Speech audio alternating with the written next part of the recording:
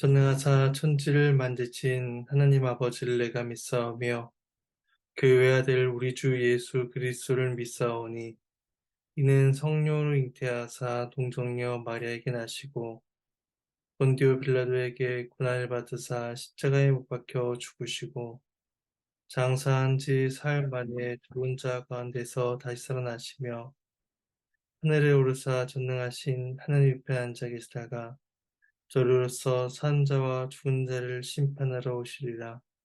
성령을 믿사오며 거룩한 공예와 성도와 서로 교통하는 것과 죄를 사해 주시는 것과 몸이 다시 사는 것과 영원히 사는 것을 믿사옵나이다. 아멘. 네, 찬송가 67장 찬송하시겠습니다. 67장 1절과 4절을 찬송하시겠습니다. 네, 찬송하시겠습니다. 영광의 왕께 다 경배하며 그 크신 사랑 늘 찬송하라. 옛부터 영원히 참방패시니 그 영광의 주를 다 찬송하라. 질그릇같이 연약한 인생 주 의지하여 늘 강건하리.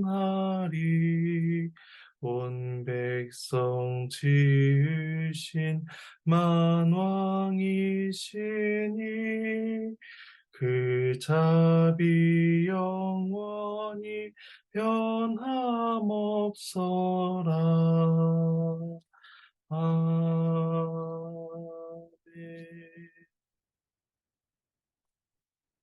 오늘 함께 보실 말씀은 시편 92편입니다. 시편 92편 1절에서 15절까지의 말씀입니다. 오늘 말씀을 살펴보는 가운데 공독하도록 하겠습니다. 말씀을 함께 나누도록 하겠습니다. 오늘 본문인 시편 92편은 150편의 시편들 중에서 유일하게 안식일의 찬송시라는 표제를 가지고 있습니다. 아마도 안식일에 성전으로 모여 예배할 때 부르는 찬송시가 아닐까 추측할 수가 있습니다. 하지만 본문에는 안식일에 대한 언급이 전혀 나타나지 않고 있으며 그 내용이 하나님을 찬양하고 악인의 멸망과 의인의 형통함을 바라며 노래하는 것을 담고 있기 때문에 안식일과는 아무런 관계가 없는 시처럼 보여지기도 합니다.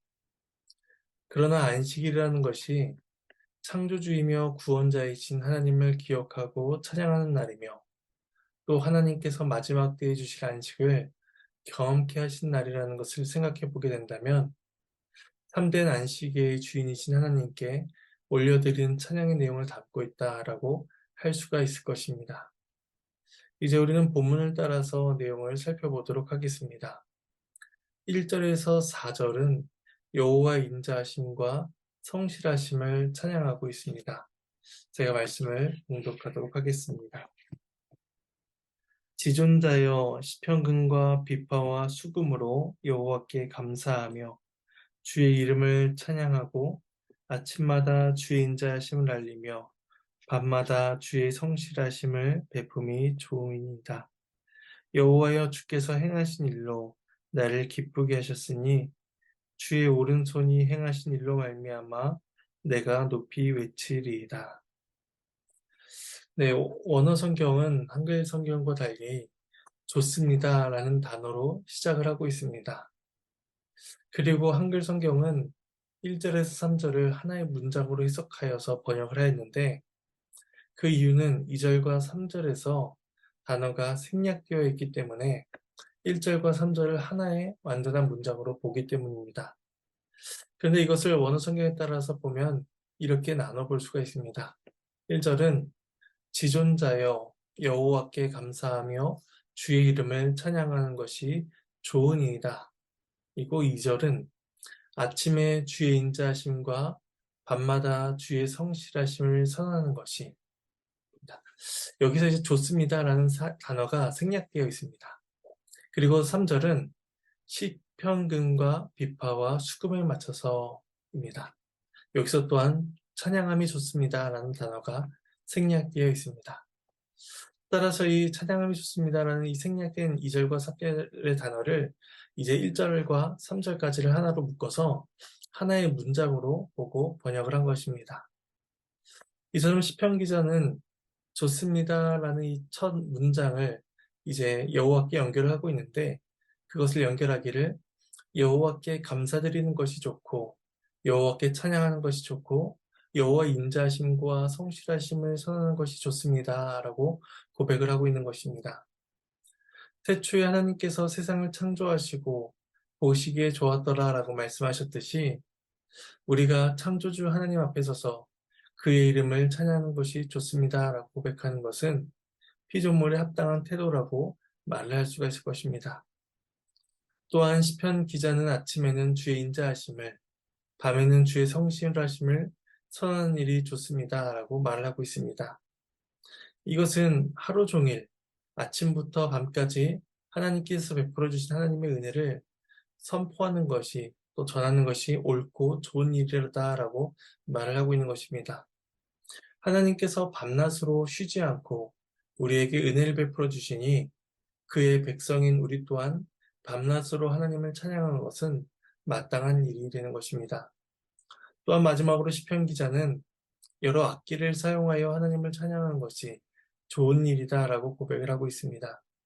여기에서 언급되고 있는 세 가지 악기들은 당시 성전에서 사용된 대표적인 악기들을 언급하고 있는 것입니다. 그는 목소리로만 찬양하는 것이 아니라 여러 소리를 내는 악기를 사용하여 하나님을 찬양하고자 합니다. 그리고 4절에서는 왜냐하면이라는 접속사로 시작을 하여서 시인이 하나님을 찬양하는 구체적인 이유가 제시되고 있습니다. 그 이유는 하나님이 행하신 일로 인하여 내가 기쁘게 되었다는 것입니다. 하나님께서 행하신 일이 무엇인지 여기서는 구체적으로 나와 있지 않지만 앞에서 말했던 인자심과 성실하심이 하나님의 행하신 일의 성격이라는 것을 우리는 알 수가 있습니다. 하나님께서 이 세상을 창조하시고 죄인들을 구원하사 이제까지 인도하신 모든 손길들 속에서 우리는 하나님의 인자하심과 성실하심을 발견할 수 있습니다. 그래서 이 시인은 하나님과의 언약 관계를 떠올릴 수 있는 여호와라는 명칭을 사용하고 있습니다. 이제 5절에서 11절은 하나님에 대한 찬양과 감사의 고백이 나오고 있는데 그 중에 8절을 중심으로 하여서 5절과 7절 그리고 9절과 11절을 나누어 볼 수가 있습니다. 먼저 5절에서 7절은 하나님의 위대하심을 찬양하고 있습니다. 제가 말씀을 봉독하도록 하겠습니다. 여호와여 주께서 행하신 일이 어찌 그리 크신지요. 주의 생각이 매우 깊으시니이다. 어리석은 자도 알지 못하며 무지한 자도 이를 깨닫지 못하나이다. 악인들은 풀같이 자라고 악을 행하는 자들은 다 흥황할지라도 영원히 멸망하리이다. 네, 시편 기자는 주의 행사가 크고 주의 생각은 매우 깊다라고 감격하며 찬양합니다. 이때 생각이라는 단어에는 의도, 계획, 목적이라는 의미까지도 포함되어 있습니다. 그래서 이 세상은 아무런 목적이 없이 우연히 발생하게 된 것이 아니라 전지하신 하나님의 분명한 의도와 목적을 따라서 존재하게 되었다는 것을 우리는 기억하게 됩니다. 하나님의 행사와 그 생각하심은 매우 신비롭고 이해할 수가 없는 일입니다. 우리가 하나님의 신비를 다 알 수는 없지만 그럼에도 그러한 진리를 알고 고백할 수는 있습니다. 저런 모든 사람들이 이러한 진리를 알고 있는 것은 아니었습니다. 6절에서 말씀하셨듯이 어리석고 무지한 자들은 이것을 깨닫지 못한다는 사실을 우리는 알게 됩니다. 그들은 고집이 세어 자신들의 어리석음에 집착하며 자신의 무지를 인정하지 않는 자들입니다. 하나님의 능력과 지혜의 크심에 도무지 관심이 없는 자들이 바로 그들이었습니다. 이들의 정체는 7절에서 악인들, 그리고 악을 행하는 자들로 드러나고 있습니다. 이들은 주님께서 일하시듯이 또한 일하는 자들이었습니다. 근데 그 일의 내용은 확연히 다릅니다. 앞서서 하나님께서 일하시기를 그 인자하심과 성실하심을 행사하시기 위하여 이러셨는데, 이 악인들은 악을 행하기 위해서 일을 하는 자들이었습니다. 그들은 마치 풀과 같이 빠르게 솟아나고 또 빠르게 자라나는 기세를 부리며 흥황한 듯했지만 그들의 결국은 멸망과 죽음이 기다리고 있었습니다. 시편 기자가 악인의 흥황에도 불구하고 그들의 멸망에 대해 고백할 수 있었던 것은 그가 이 땅에서 이루어지는 그러한 현상적인 일들에 함몰되어 있지 아니하고 모든 세상을 인자와 성실하심으로 다스리시는 하나님의 행사와 하나님의 생각의 크고 깊으심을 그가 알고 있었기 때문입니다. 이제 8절에서는 영원토록 지존하신 하나님을 찬양하고 있습니다. 제 말씀을 봉독하도록 하겠습니다. 여호와여 주는 영원토록 지존하시니이다. 이때 지존하시다는 것은 하나님께서 높은 보좌에 앉아 계시며 이제 그곳에서 이 땅을 다스리신다는 것을 고백하고 있는 것입니다. 악인이 흥할지라도 그들이 영원히 멸망하게 되는 것은 영원토록 지존하신 하나님께서 그들을 감찰하시고 계시기 때문입니다. 이제 9절에서 11절은 하나님의 보응과 또 은혜에 대한 감사가 또 찬양이 이어지고 있습니다. 제가 말씀을 봉독하도록 하겠습니다. 여호와여 주의 원수들은 패망하리이다. 정령 주의 원수들은 패망하리니 죄악을 행한 자들은 다 흩어지리이다. 그러나 주께서 내 뿔을 들소의 뿔같이 높이셨으며 내게 신선한 기름을 부으셨나이다. 내 원수들이 보응받는 것을 내 눈으로 보며 일어나 나를 치는 자들이 보응받는 것을 내 귀로 들었도다.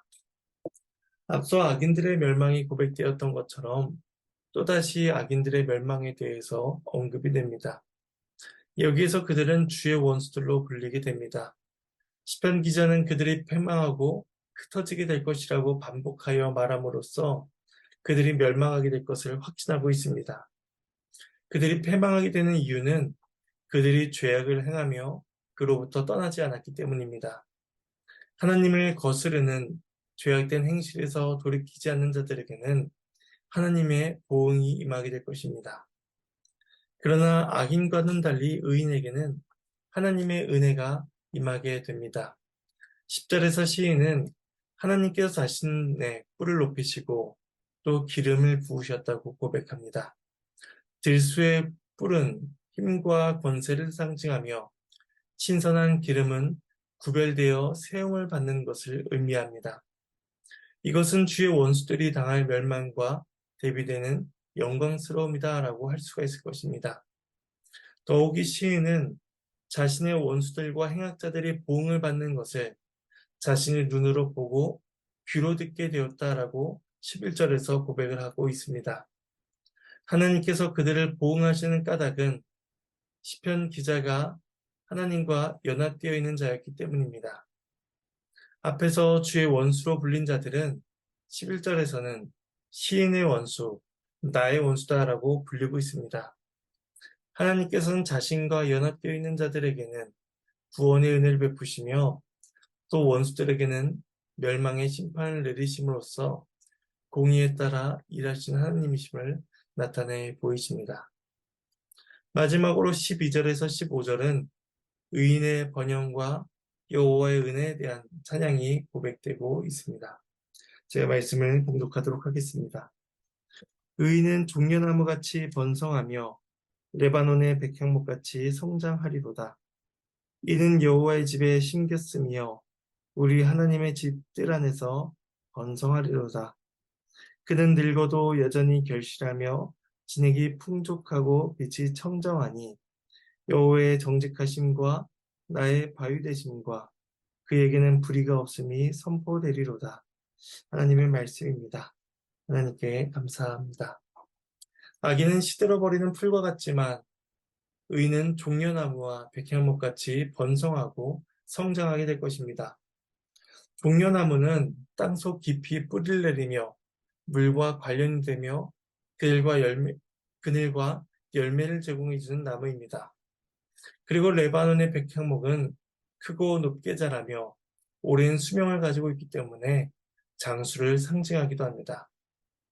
하지만 본장에서 이 나무들이 복된 나무로 언급되고 있는 까닭은 그 나무가 어떠한 자질을 가지고 있느냐가 아니라 어떤 품종이냐가 아니라 그 나무가 어디에 심겨 있는가에 달려 있다는 것을 우리는 보게 됩니다. 13절에서 이 나무들은 여호와의 집에 심기고 하나님의 뜰 안에서 번성하게 되었다라고 말을 하고 있습니다. 여호와의 집과 하나님의 뜰은 하나님의 보호하심을 받는 곳을 가리킵니다. 의인들이 잠깐 고난과 핍박과 환난 가운데 있을지라도 깊은 곳에 뿌리를 내려 풍성한 열매를 맺고 크게 자라날 수 있는 것은 우리의 하나님께서 우리를 도우고 계시기 때문입니다. 시인은 14절에서도 나무의 이미지를 가지고 고백을 이어갑니다. 종려나무와 백향목은 수백 년의 기간 동안 생명을 유지하며 열매를 맺어갑니다. 마찬가지로 의인도 오래도록 자신의 수명을 유지하며 그 생명이 다할 때까지 결실하며 진액이 풍족하고 또 빛이 풍청정할 것입니다. 이사야 40장 30절에서 31절에서는 다음과 같이 선언하고 있습니다. 제가 이사야 40장 말씀을 읽어드리겠습니다. 소년이라도 피곤하며 곤비하며 장정이라도 넘어지며 쓰러지되 오직 여호와를 앙망한 자는 새 힘을 얻으리니 독수리가 날개치며 올라갈 것 같을 것이며 다른 박질하 여도 곤비하지 아니하겠고 걸어가도 피곤치 아니하리로다. 생명의 주인이신 하나님 안에 있는 자들은 이와 같은 은혜를 누릴 것이다라고 시편 기자와 이사야 선지자는 고백을 하고 있는 것입니다. 의인을 향한 하나님의 은혜는 하나님의 살아계심을 나타내는 것이었습니다. 여호와의 정직하심과 바위 되심, 불의가 없으심은 하나님께서 죄인을 심판하시고 의인을 보호하시는 일들 속에서 분명하게 나타나게 될 것입니다. 하나님께서는 공의로우시기 때문에 악인과 의인에게 맞는 보응을 행하실 것입니다. 그러므로 모든 백성에게서 이와 같은 찬양의 고백이 드러나게 될 것입니다. 여호와의 정직하심과 나의 바위 되심과 그에게는 불의가 없으심이 선포되리로다. 이 고백이 우리의 삶 가운데 고백되어지기를 소망합니다. 제 말씀에 대한 적용점을 생각해 보도록 하겠습니다. 첫 번째 적용점은 우리에게 좋은 일은 무엇인가 하는 것입니다. 시편 기자는 1절에서 3절에서 고백하기를 성도의 삶 속에서 하나님을 찬양하고 하나님을 감사한 일이 좋습니다라고 고백합니다. 또한 주의 인자하심과 주의 성실하심을 선포하는 일이 가장 복되고 좋은 일입니다라고 기억을 하고 있습니다. 오늘 우리의 삶 가운데 가장 좋은 일이며 가장 복된 일이 무엇인지를 기억하며 하나님의 일하심과 하나님의 생각이 깊으심을 찬양하는 오늘 하루가 되기를 소망합니다. 두 번째 적용점은 이 땅에서는 의인과 악인이 공존하며 의인보다 악인이 흥황하는 것을 우리가 경험하기도 한다는 것입니다. 하지만 그때 우리는 하나님의 행하신 일의 크심과 일의 작정하심을 깨닫고 그 생각이 깊으심을 우리는 생각해야 할 것입니다. 분명한 것은 우리는 하나님의 크심과 하나님의 깊으심에 그 일들을 다 헤아릴 수가 없다는 것입니다. 그럼에도 믿음이라는 것은 그 헤아릴 수 없는 것을 다 헤아려서 고백하게 되는 것이 아니라 하나님의 일하심과 하나님의 어떠하심을 다 헤아릴 수 없을지라도 그분의 인자하심과 그분의 성실하심을 우리가 알고 있기 때문에 하나님을 신뢰한다는 것입니다. 우리는 영원하신 우리 주 하나님을 온전히 믿고 살아갈 것입니다. 그리하여 우리 하나님께서 이 모든 것들을 다 다스리신다라는 사실을 인정하고 고백하면서 주의 은혜를 굳건히 붙들어야 할 것입니다. 마지막 세 번째 적용점은 우리가 하나님을 찬양할 수 있는 것은 우리가 죄 아래에서 구원을 받아 참된 안식을 누릴 수 있게 되었다는 것을 기억해야 한다는 것입니다. 우리의 입술에서 하나님을 찬양할 수 있는 것, 우리의 마음에서 하나님의 살아계심을 묵상할 수 있는 것, 또한 하나님을 알아가며 하나님을 더욱더 사랑할 수 있는 것은 하나님께서 우리를 죄로부터 구원하셔서 참된 안식을 경험케 하셨기 때문입니다. 우리 이 땅에서 매일같이 안식을 경험합니다. 이 안식은 마지막 때에 누릴 참된 안식에 참된 안식을 미리 맛보고 경험하는 것입니다. 따라서 우리는 이 땅에서 안식의 기쁨들을 누리고 경험하면서 하나님을 찬양해야 할 것이며 또한 마지막 때에 하나님께서 우리에게 허락하실 그 안식의 완성을 더욱더 소망하며 살아갈 것입니다. 오늘 하루도 이 안식을 경험하며 또 소망하며 살아가는 저와 여러분이 되기를 간절히 소망합니다. 제가 말씀을 두고 잠시 적용하는 기도를 가지겠습니다. 하나님의 은혜에 감사를 드립니다. 하나님께서 우리를 구원하사 하나님의 신실하심과 하나님의 인자하심, 하나님의 성실하심을 기억하며 찬양하게 하셨습니다. 하나님을 찬양하는 것, 하나님께 감사를 올려드리는 것, 하나님의 신실하심을 선언하며 선포하는 것, 이것이 우리의 일생에서 가장 좋습니다라고 고백하는 복된 인생이 될 수 있도록 도와주시옵소서. 그리고 그 하나님을 굳건히 붙들고 나아갈 수 있도록 도와주시옵소서. 오늘 하루도 하나님께서 주시는 참된 안식들을 소망하며 경험하며 살아가는 복된 하루가 될 수 있도록 우리에게 은혜를 더하여 주시옵소서. 감사를 드리옵고 이 모든 말씀 예수님의 이름으로 기도드립니다. 주님께서 가르쳐주신 기도로 마치도록 하겠습니다. 하늘에 계신 우리 아버지여, 이름이 거룩히 여김을 받으시오며 나라가 임하시오며 뜻이 하늘에서 이루어진 것 같이 땅에서도 이루어지리이다. 오늘 우리에게 일용할 양식을 주시옵고 우리가 우리에게 죄 지은 자를 사하여 준 것 같이 우리의 죄를 사하여 주시옵고 우리를 시험에 들게 하지 마시옵고 다만 악에서 구하시옵소서. 나라와 권세와 영광이 아버지께 영원히 있사옵나이다. 아멘.